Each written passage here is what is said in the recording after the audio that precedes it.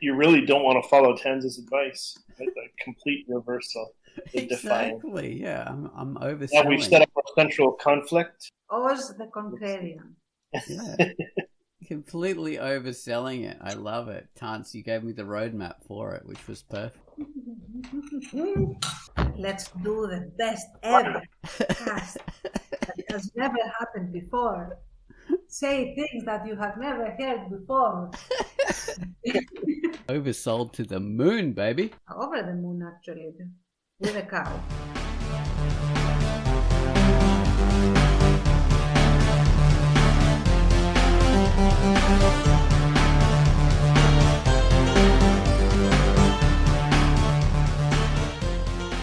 Hello and welcome to the Drunkduck Quackcast. This is Ozone Ocean, Baines, and Tance, all talking to you today about stuff. In this particular Quackcast, Hello. hello. Hi, Baines. Hello. In this particular, That was a good pitch for today's topic, right there. oh yeah. In this particular Quackcast, we're going to talk about blurbs and elevator pitches and all that kind of stuff. How to advertise your comic, how to summarize it down into a few lines that are going to interest someone in your work without letting them know what the whole thing's going to be about, without selling it, without overselling it, without underselling it, and without selling them the wrong thing.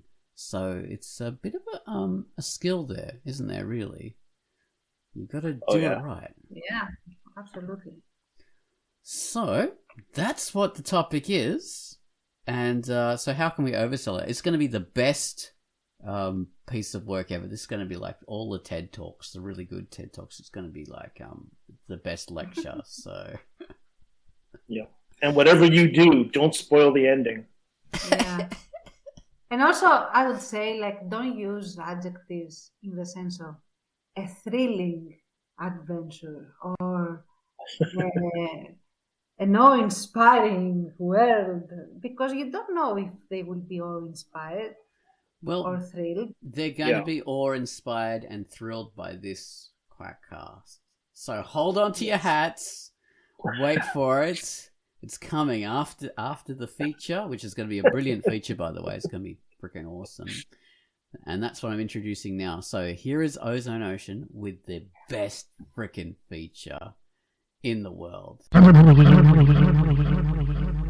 Hello, I'm Ozone Ocean, and my feature for the week was Remedial Magic. Felicity Stone, once a teen wizard prodigy of amazing power and achievement, is now an adult woman teaching her first day of wizard school. Lucky for us, she doesn't have any lessons prepared to lecture her students. Instead, she chooses to tell them how she started out as a wizard and how she first came into her powers. Her story is fascinating and draws you right in, opening up her world and the rules of magic. You learn about her power as she does in the early days. It's a very effective story technique. Remedial Magic is a drama, action, fantasy story about a teen girl learning how to handle her magical powers and the adult version of her coming to terms with the choices she made back then. The art is full color and digital. It's a little rough at times and simply drawn in the artist's style, but expresses the needs of the story perfectly. I enjoyed this story so far. It's quite long, so there's quite a bit of meat to chew on if you would want to dive into this one and have a read of it. There's a good bit of story. We start off with the prologue and we move into the development of the character and the story in general, and it's pretty good. I like it. So I recommend that you read Remedial Magic by Sameth, and it's rated T for teen. And that was the feature. I hope you enjoyed that. The best feature ever. Okay, so next up we have the featured music.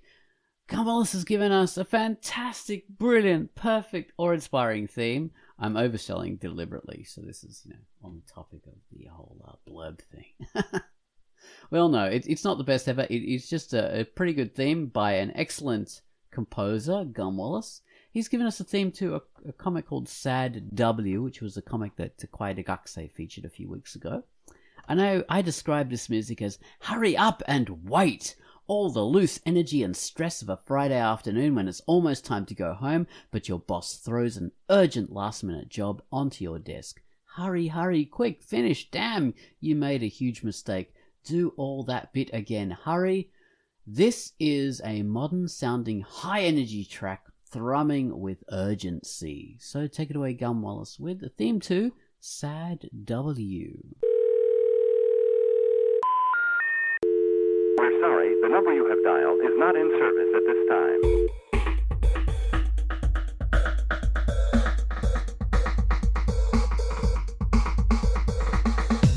We're sorry, the number you have dialed is not in service at this time.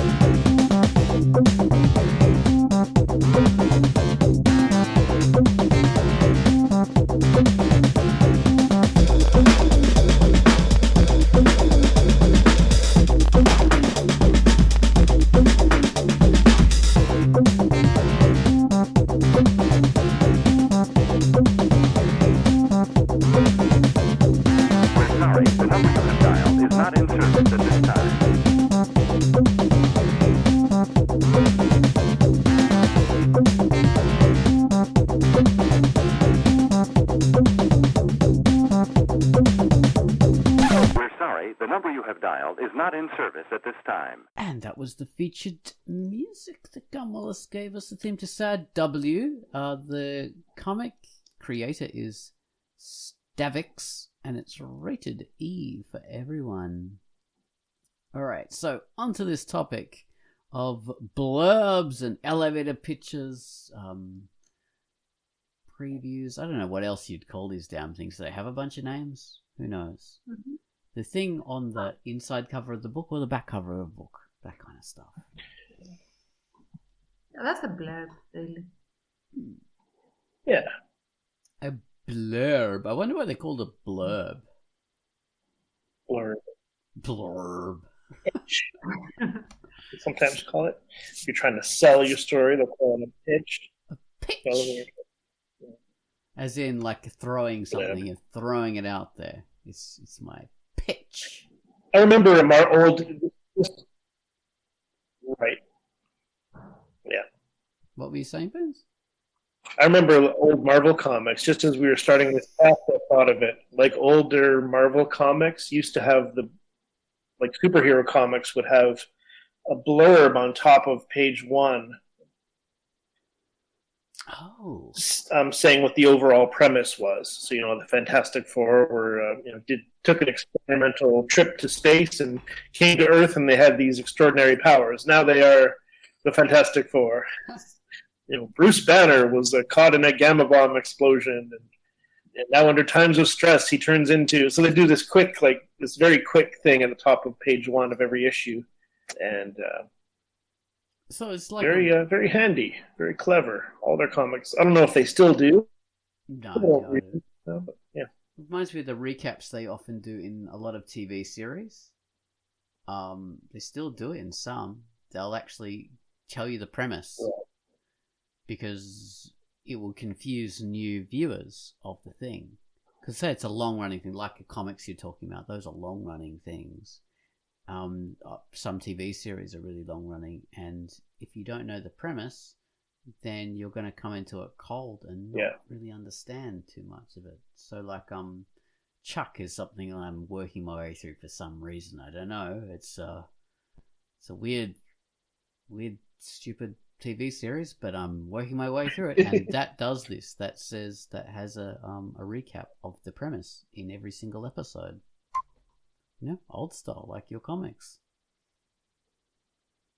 So yeah, in some sci-fi series they would do that as well.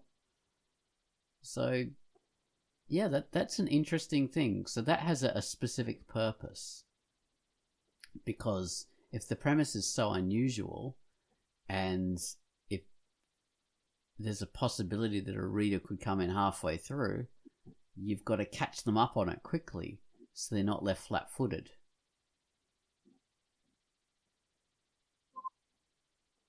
Yeah. So perhaps you're And that's like in a world where people are watching, like you don't know. what was the last thing you said? Baines, sorry, we're cutting out here. I'm sorry, my connection is going in and out of. I'm hearing you uninterrupted, but yeah, I keep cutting out and back in. I'm hearing you fine, but I'm getting a message that my network connection is lost and then coming back.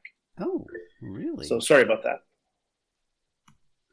So yeah, you were saying that it's from a world where people come in, or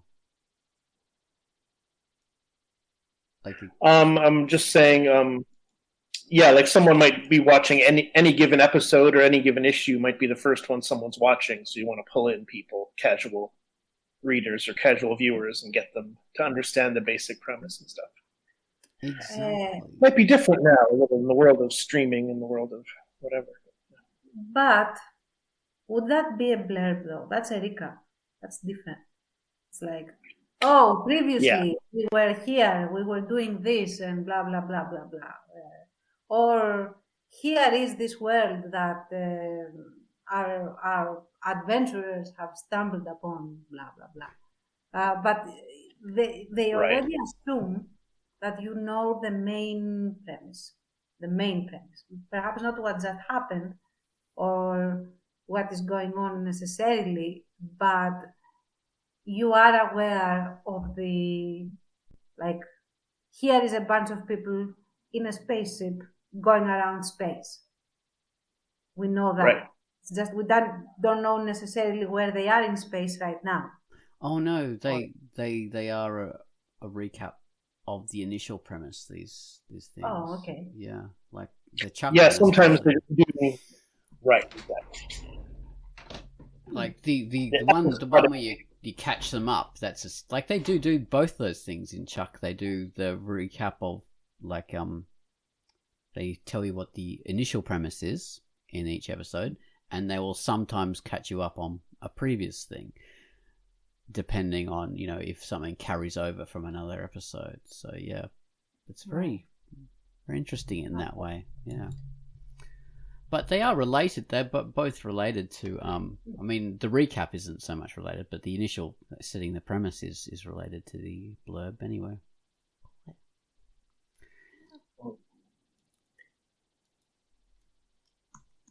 Okay. Do you do that now though in webcomics and stuff? I think the actual blurb has that function because you don't need to do that in webcomics really, unless I mean you could actually do it on every single page. Actually, come to think of it, some people actually do, because in the author notes, some people will talk about. Some people will actually talk about the initial premise of the comic, and they won't go any further than that. They'll just copy and paste it on every single page. So that has happened. It's interesting, yeah. People have all sorts of different approaches to how they, promote or talk about their comic. What I will do in my comics is always I will describe exactly what has happened on the story, and then I'll do like author commentary about it. Like I'll talk about and the page took so long because of these reasons, but my first notes will always be this character did this character did that, and I think of that as a sort of like accessibility sort of thing from what I'm doing. So it's like if someone has trouble reading or whatever, or trouble seeing, it's this is telling you what happened in the story. So that's more like that recap that you're talking about, Tance. Yeah. But yeah, some people will restate the initial premise every single time that happens. Which is, pretty unnecessary. Yeah. Yeah. Depending on what you do, it probably is unnecessary when you can click back and see. I do it if it's like a callback to something on a previous page, which the rate of page uploading can be very slow for some of us sometimes.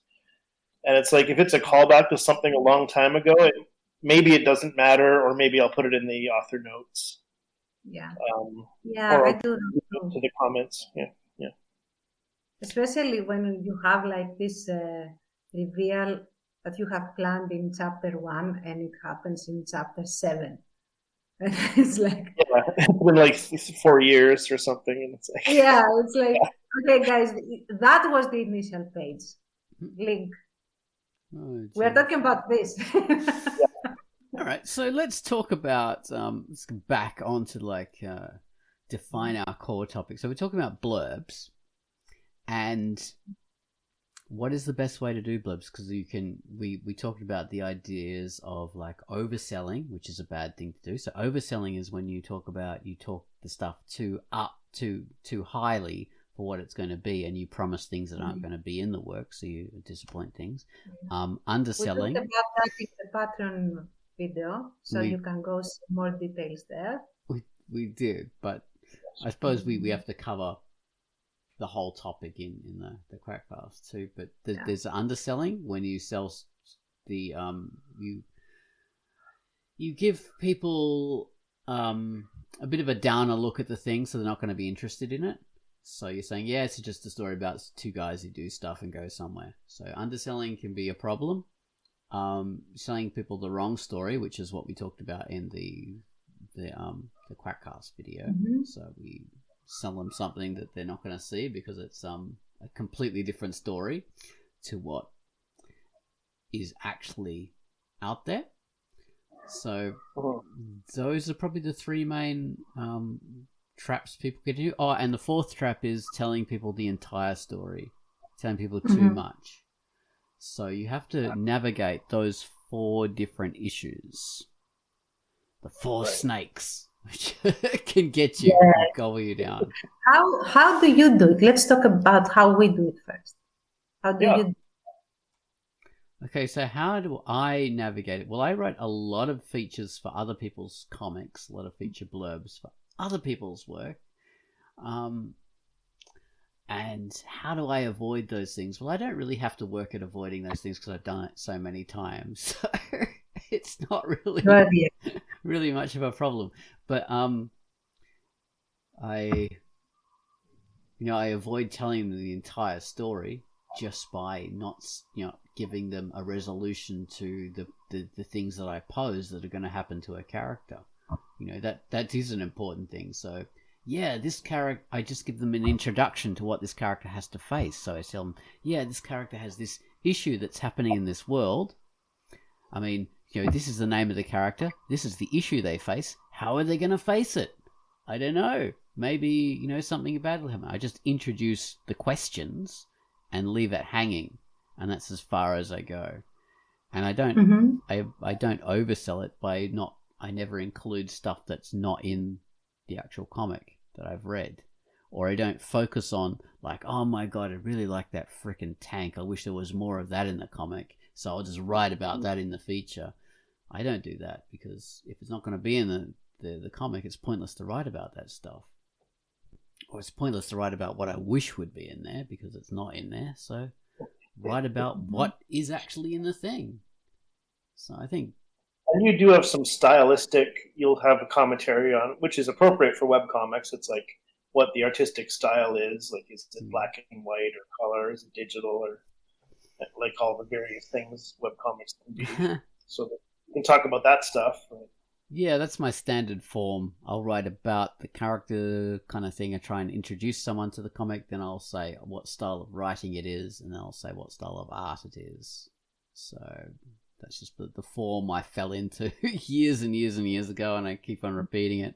So if I can't find anything interesting to write about the story, I can focus more on the art or the style of writing. So, yeah, I've got those 2 things to fall back on. But you could use that. Like if you were doing your own blurb, you could just talk about your style of writing or your art style. There's no problem with doing that. You don't have to just talk about the story. It could be... Yeah.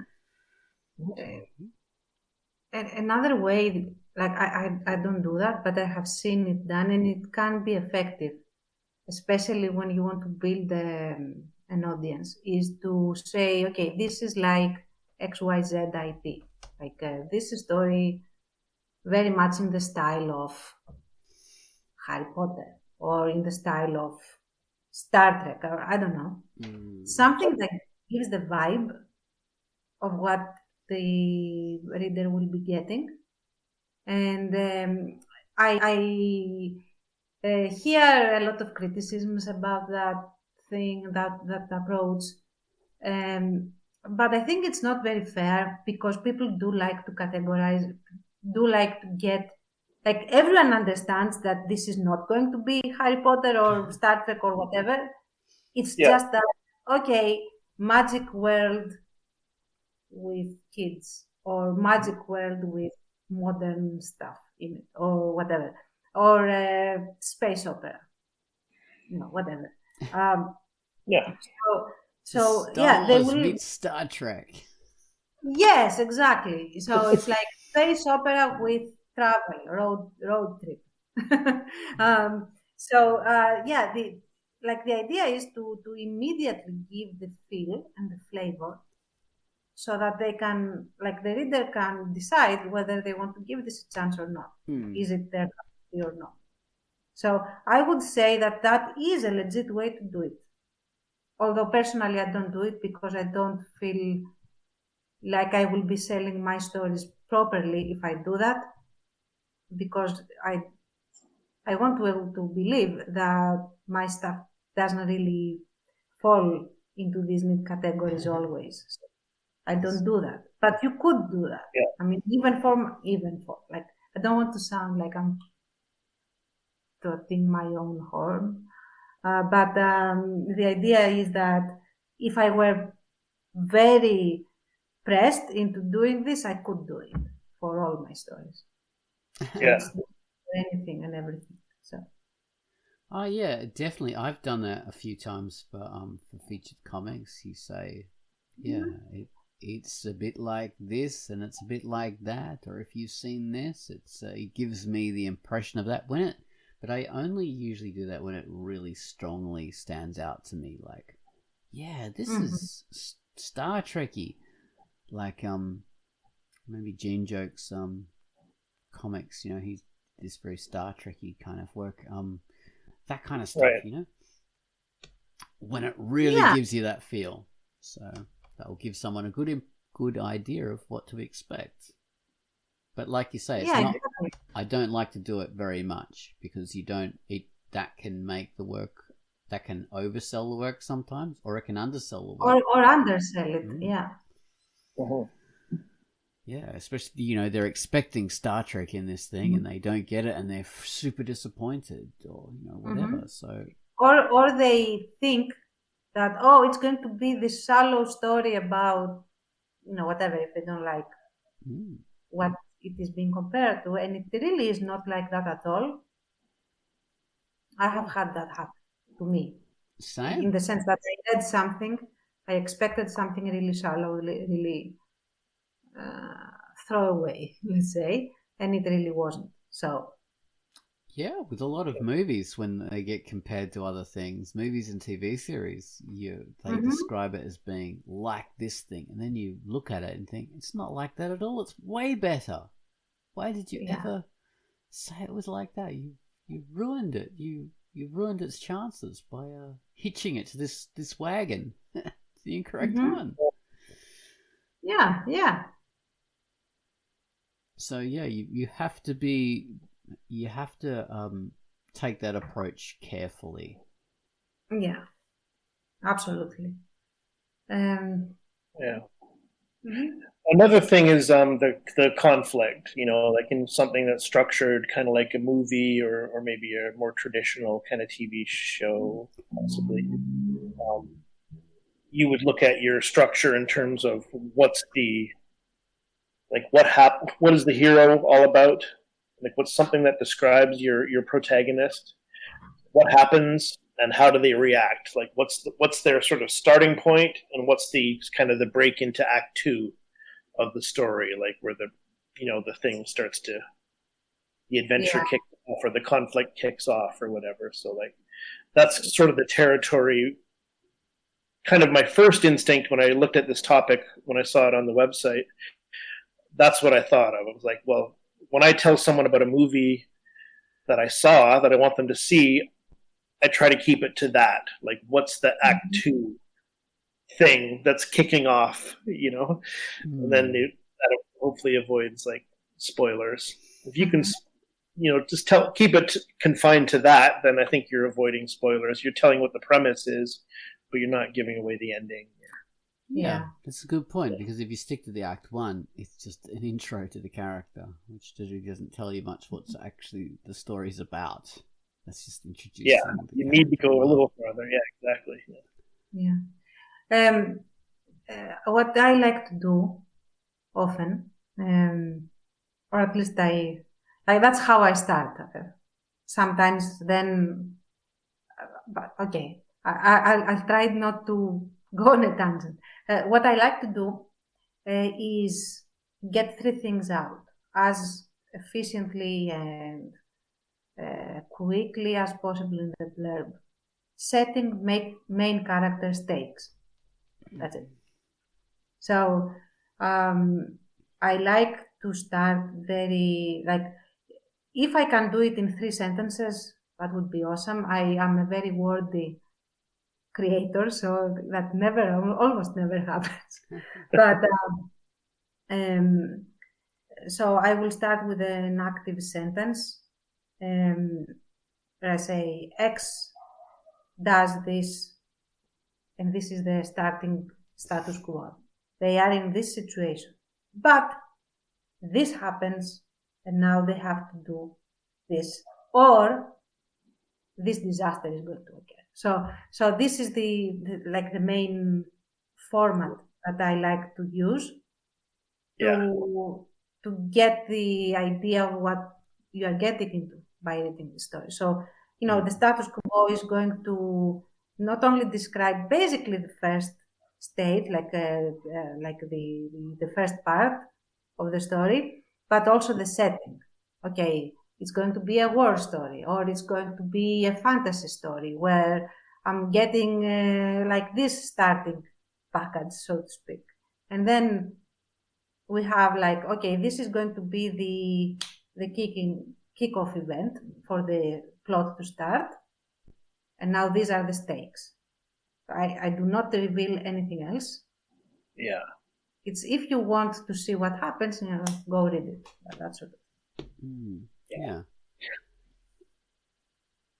That's a good approach. I've seen book back cover kind of blurbs outlined kind of that way, and it says you kind of hint at almost Act 3, like with the stakes thing, the protagonist is trying to do this, and hopefully they can accomplish this before this happens. Mm-hmm. And that before this happens might actually happen in some way. That'll be your lowest point much later in the story. But I mean, what that looks like and feels like would depend on your individual story and everything. Absolutely. So it may not be a complete spoiler, but it can be a nice formula for kind of outlining. Or it might be the general overhanging threat, in the sense that this is the general thing that everyone is trying to avoid, but it might not necessarily be completely resolved anyway, or it might sometimes succeed, sometimes fail to be the big bad or be the terrible consequences or whatever. You can't really predict as a reader how these stakes are going to be handled and how this disaster is going to happen or not happen. Right. You cannot really predict. You can hope that this is going to go this way, but not necessarily. Yeah. Yeah. Which is, how things should be for a preview, or a trailer, or a blurb. Yeah. It's going to be left in the air. Let's talk about some bad examples. We touched on that in the video, but have we seen like so many movie blurbs will not movie blurbs, movie trailers. They will they'll They show they you too used much. to have flares back in the age of rental Oh movies. yeah. They The had rough been voice the- guy talking over the top. I don't know who was the one who spoke over for the Greek films for the trailers. Oh, we never had we had in the trailers we just had subtitles. Like people here do not really like dubbing Oh, because usually it is for shit. Usually it's like it's not very good. So we really like subtitles, and we are used to having subtitles. But we have little, like in the old timey movies that were silent, that had little flashcards of this happens. Then you Yeah. get to see a bit of the scene, and then this happens. That used to be the format in the old timey Greek cinema thing. Like you didn't get a voiceover; you got that. Because we like to read, apparently. I don't know. So yeah, and then when you went to rent a video or something like that, you would read the blurb on the back, and it would be very much like a book, Yeah. just for the. Yeah, I remember that reading those on the DVD covers and the video covers, the premise of the film on the back of them, and you decide whether you want to watch it based on that, and the photos that they have the still photos from the in the thing, which it's like a comic really, because it's the way we excite people about our work. But actually, for comic artists, it's weird. We don't show pictures from what people should expect, and maybe we should. Just should. the cover. We show the cover though. We do. We show The cover. cover is like if you're going to set up a good cover, for example, Without Moonlight has a terrible cover right now. If you see the cover, it is basically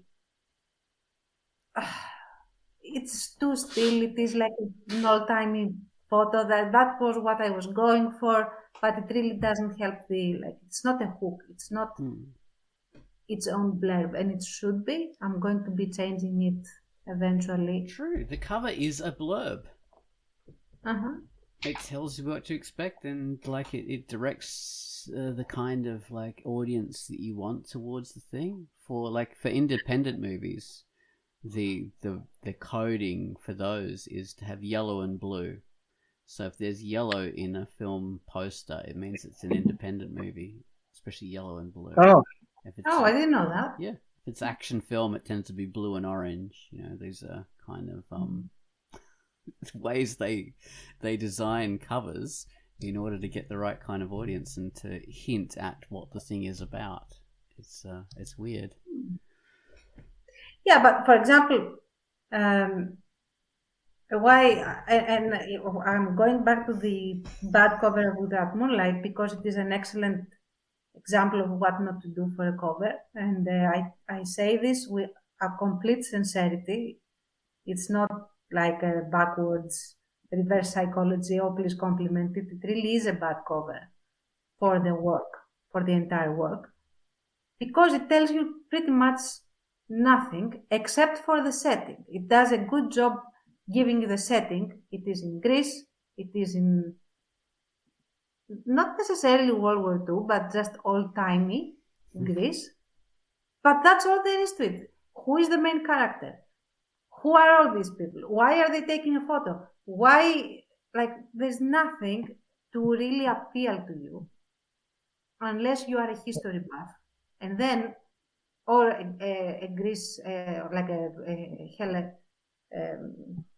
Helenophile. Yes, thank you. Like Philaline. That's the one.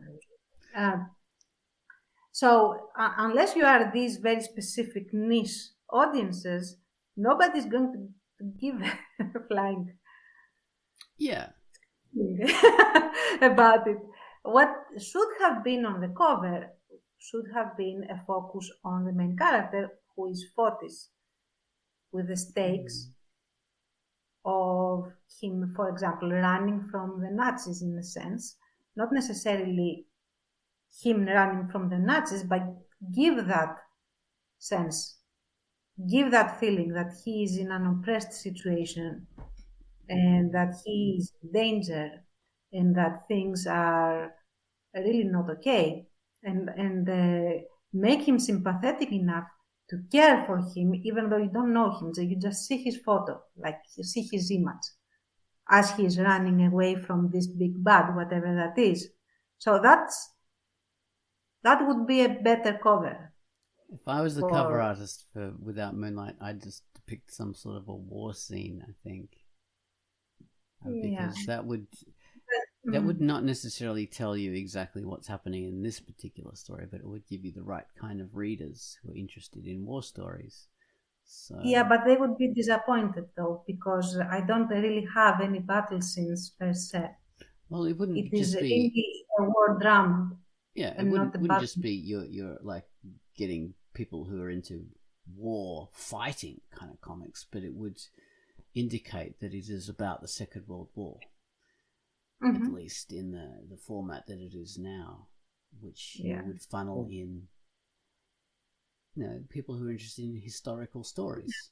So, but in order not to oversell it, because the battle, there is only one battle really, and I haven't gotten to it. We are at the chapter where the battle happens, though. But there is really only going to be one battle.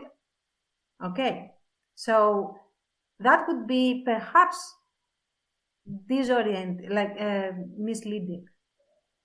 But what you could do is show that they are in World War II by slapping a swastika, old-timey swastika. This is not neo-Nazis; these are the original item, and showing that this is the 40s in a town, in a city, because it really is the story of civilians resisting to an occupying force. It is the experience of the civilians rather than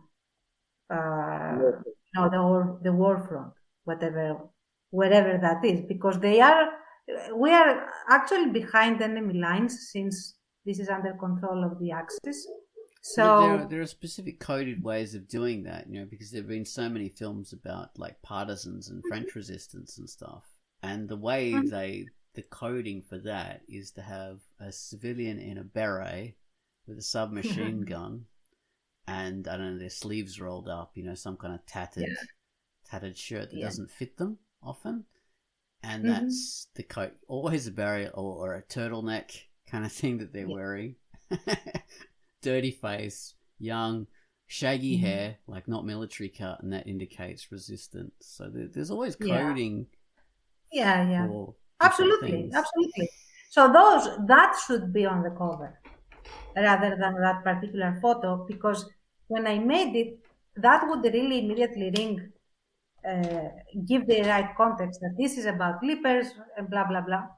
But only to people that already know what leapers are and what this photo references, which is a very famous photo for history nuts. Not all Greeks would actually recognize it, but a history nut would. They would say, okay, this is the photo from the leapers of this particular part of Athens, and this is a tribute to that, so this is a story about these guys. So that would work a little better for this super, super narrow niche area that was not actually my target audience. So I was being very, clever with my history knowledge, but it wasn't helping my comic. And this is that's why it's a terrible cover. So there you have it. Well, I went the opposite way, I think. I can't remember what's the current... I remember the current Pinky TA thing. Like, the current Pinky TA cover is totally different to what it used to be. I think the original Pinky TA cover used to just be Pinky because she's the main character, and I was pretty unimaginative with how I was advertising it, so I just used the cover compressed it down, and it's just, showing Pinky's pink hair, showing her unique kind of profile of her hooked nose and all that kind of stuff, and her outfit pretty much. And that was what I did for the cover, because I was, like I say, it's pretty unimaginative. The thumbnails are so small, so you want something that's would be recognizable at a small size. But now the cover of Pinky TA, I think, is like her torso, like with underboob and stuff, I think. Oh, you're talking about the Drunkduck thumbnail now. Oh, okay. I think. So that would be, most people's window of the comic that you'd immediately see. Before I talk it up, I'll just have a look and check, because I haven't seen it for a while. Okay, yeah. So it's Pinky. You can see her hair and underboob, basically, because the top's pulled up slightly, which is a cover for, I think, chapter, the current chapter, which is chapter 8, I think. So the reason for that is, like I said, the size of the thumbnails make it a rather tiny, so it's hard to see what's going on. So you need something that fills the entire space and it's easily recognizable, and the old sex sells kind of thing. So it's a very unimaginative way of selling something, but it's something that it plays on a very kind of animal instinct of our brain, so we'll immediately recognize that. It will engage certain impulses and connections. So it's a very easy way of selling something. Say Bottomless Waitress, the way I advertise that is a picture of one of the characters' bottoms in their outfit. It fills the entire space of the thumbnail. Very easily recognizable there. And again, it engages those simple animal impulses. So that is it as another way of selling something, rather than indicating anything about the story. You're just going sex sells. Yeah. No, on the thumbnail, I have a completely different thing. I just have a bloody Greek flag and a Nazi one. That's it. On a black background. Yeah. Because it's really Greeks versus Nazis. That's all it is. Quite simple. Yeah, it's very straightforward. Quite pared down. It's not a bad thumbnail for the whole thing. For Pinky TA covers, they're all over the place. Mainly sexy pictures of Pinky. Yeah. That's a good selling point. I will say I was reading Tenz's blurb for Without Moonlight. It's very good, very professional. It's like the format you were talking about earlier. Where you say what's at stake and like these characters are doing this, trying to do this, but when this happens, like the stakes are raised, like things change again. It's very good. Oh, thank you. I'm glad that it works. I always have a love-hate relationship with blurbs, so I like them sometimes and I hate them most of the other times. It's fiendishly difficult to write a blurb about your own work, because it's very hard to look at your own work objectively and to know what people want, because you just want to tell them about the entire story. You don't want to tell them about... You don't know how to tell them about what is going to be their intro to the story, because you never think about it in those terms. You're just thinking about what's next, usually as a comic artist. You're not thinking about what's before or what's the initial impression. That's alien to you.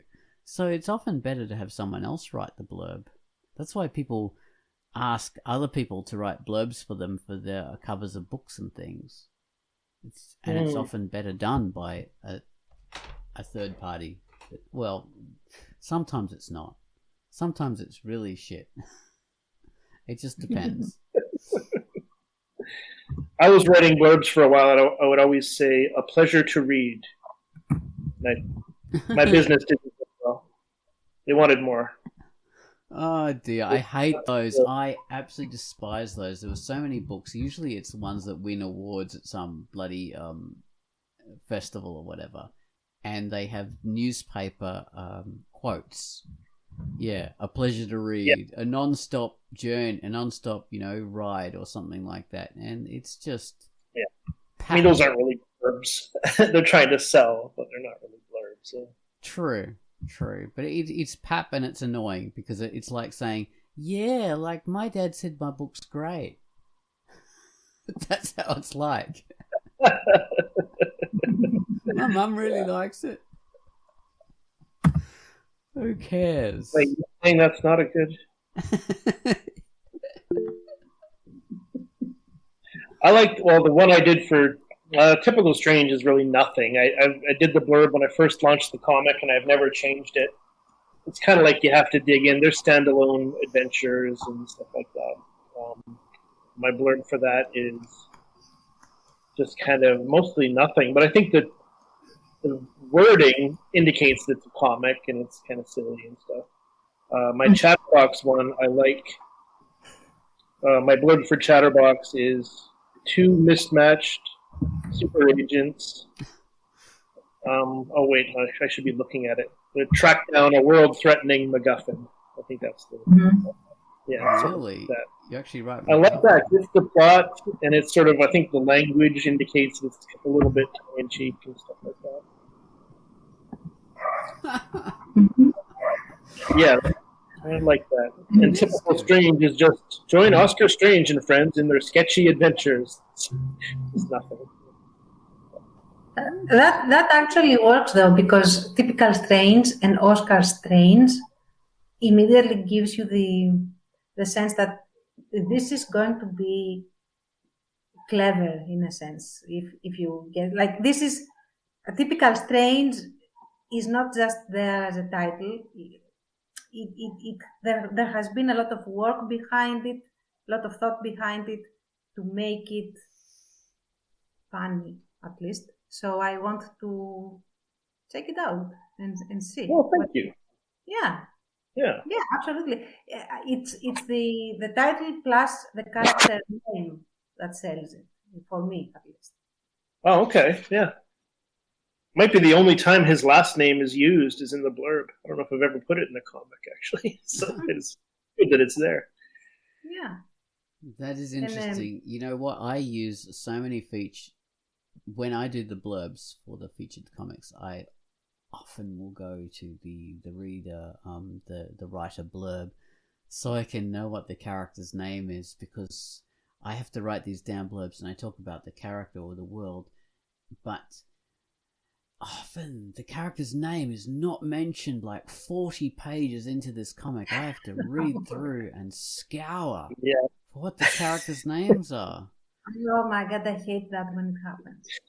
Even as a reader, I hate that when it happens, because I cannot think about the character in something that is not just descriptives.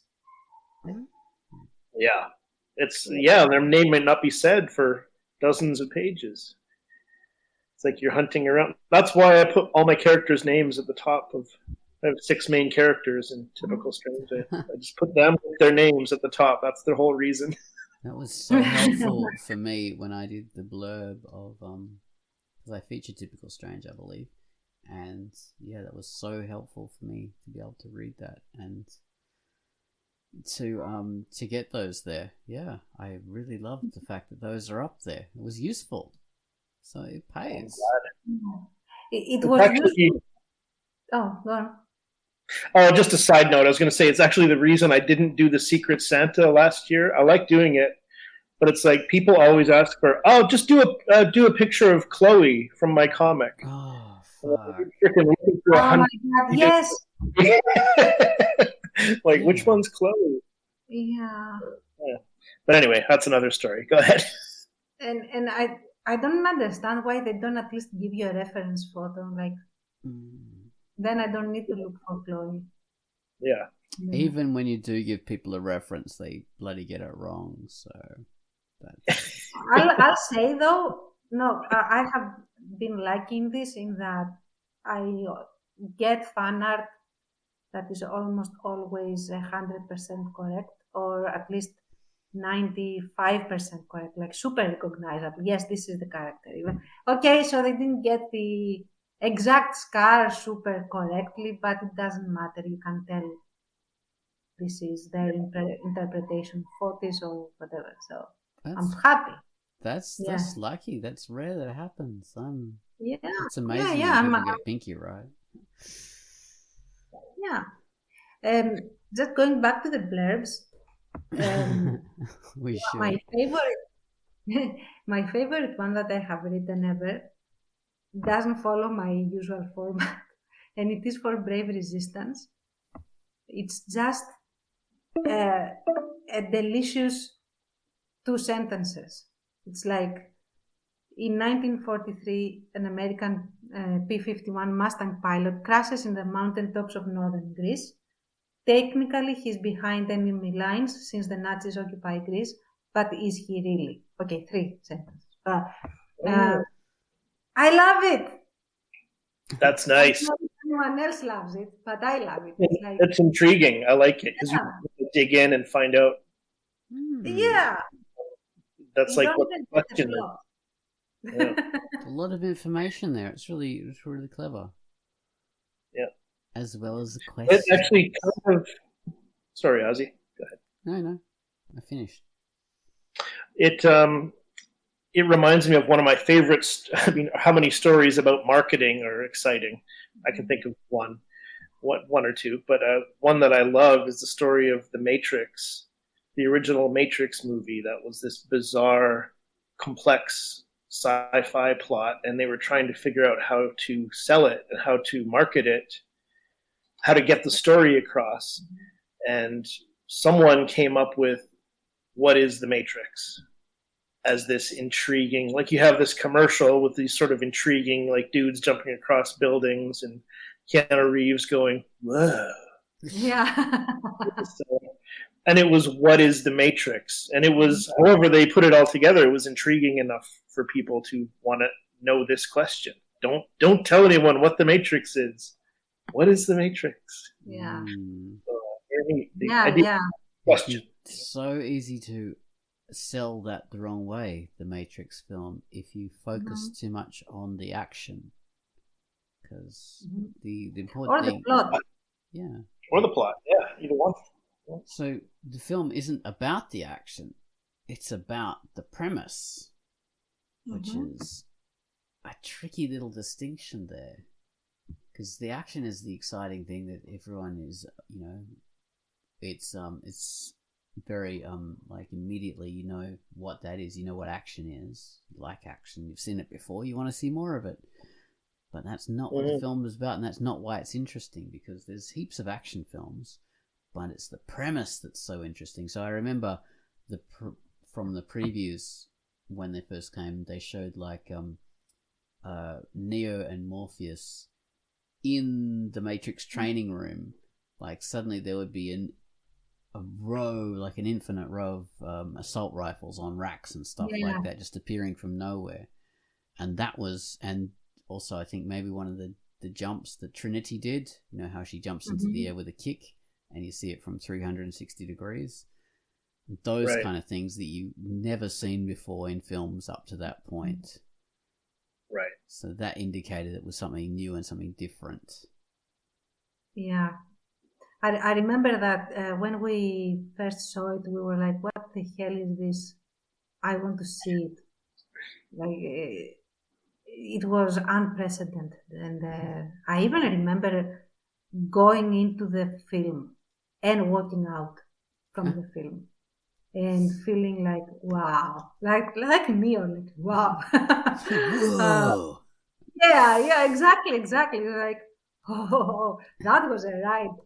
I liked the first Matrix, and I still like the first Matrix film. Love it. Yeah, me too. Yeah, the other two do not exist, but the first one. I didn't like it so much when I first saw it. I thought, this is just another alternative world film, because there's a few of them in that style.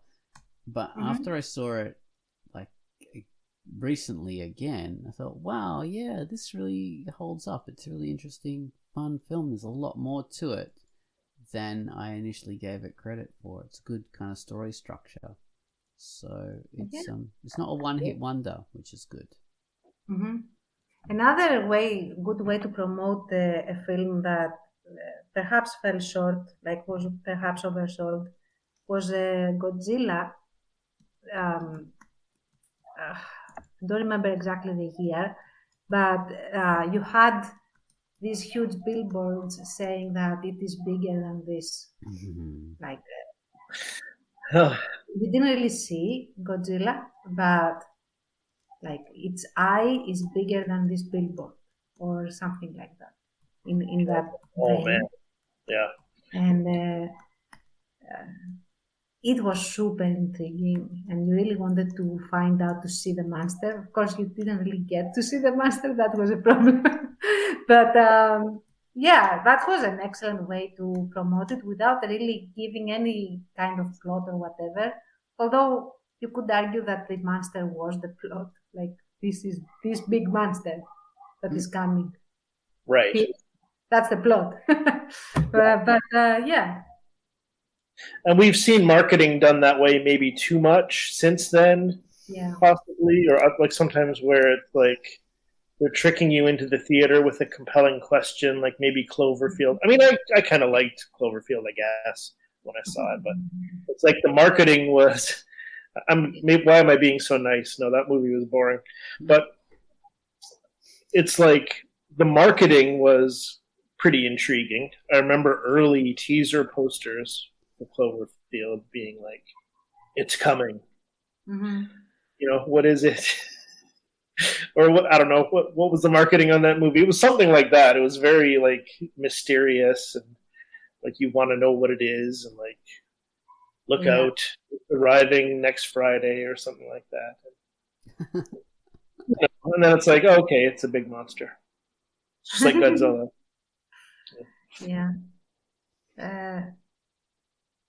It could be like oversold, though. I remember like seeing the promotion for the Witch that has the two V's. Oh yeah. And I remember that it got under my skin immediately in the trailer because it was so overly pretentious. Ooh, we are being very authentic. We are so awesome in our story, which is like generic Rosemary's Baby sort of style. Like, please, come on. I don't remember putting. Yeah. What I really hate is stories that go, it's based on a true story. It just pisses me off. Oh, yeah. Like that worked for a short window, and then you can't really do that anymore. Especially unless when it's obviously not. Like Fargo, I've still never seen it, and I know it's a good film and all this, but that the true story thing pissed me off so much that I never saw it because it obviously was never. I knew it was never based on a true story, so I just. You know, when I am okay with that, when they do stay mostly close to the truth in films that are like biopics or they are an account of a specific event that happened or whatever, that are at least, you know, above 80% true. Then I can say, okay, based on a true story. Good. Okay. I'll see. Yeah. So. Yeah, I mean, there has to be a bit of reality to it to earn that sobriquet. That's the correct term. Oh, another new word from Oz. So look that one up. Well, we're reaching the end of the Quackcast here. Google is going to kick us in the proverbials, so we should sum up. The best way to do blurbs: don't undersell, oversell, sell the wrong story, or reveal too much. Yes. But there are a lot of cliches and a lot of shortcuts that you can also use to sell your work. You don't have to just tell them what the premise is or questions. You can use sex, or you can use, you know, like, oh, this is like Star Trek or whatever. So there are different shortcuts. Yeah, just don't promise something that you are not going to give. That's the only thing. Yes. Exactly. Unless you want pissed off audiences. If you want Yes. that, go ahead. Yeah. All right. Bye-bye, people. Bye. See you later. See ya.